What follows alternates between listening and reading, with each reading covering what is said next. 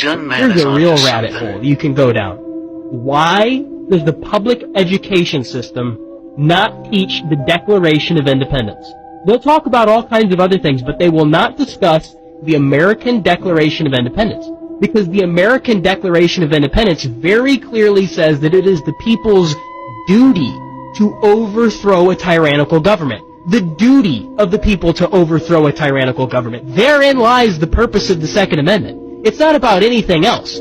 Our Second Amendment is so that we can be well armed in the unlikely event that we ever have to 1776 again. Right? Our founding fathers had literally just fought a Revolutionary War. They understood the value of the people being well armed. In fact, little history note, the battles of Lexington and Concord that started the Revolutionary War, those were fought over munitions depots.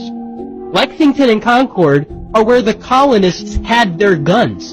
And the British understood that if the colonials were well armed, they had a problem on their hands. So they tried in the middle of the night, they tried to go take the guns. That's where the infamous the British are coming, because they had a system set up because they feared that the tyrants would come try to take their guns. Well, does that sound a little familiar? Does that sound like something that, I don't know, maybe we worry about today?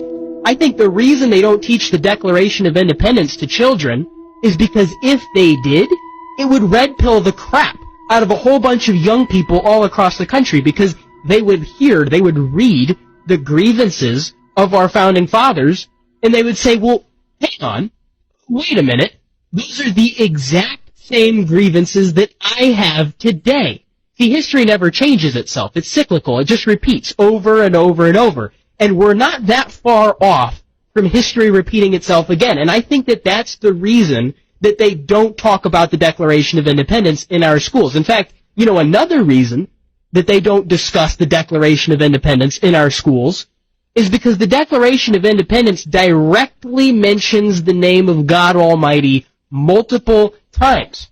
Right? It says that we understand that our rights are given to us by God and not government. Well, that was a very revolutionary sentence in and of itself. It was a very, very big deal, right? Whenever Thomas Jefferson wrote, "We hold these truths to be self-evident, that all men are endowed by their Creator with certain unalienable rights," if that sentence alone was thoroughly understood by all of the young people in America, we would have a generational switch like you've never seen before, because people would understand the principle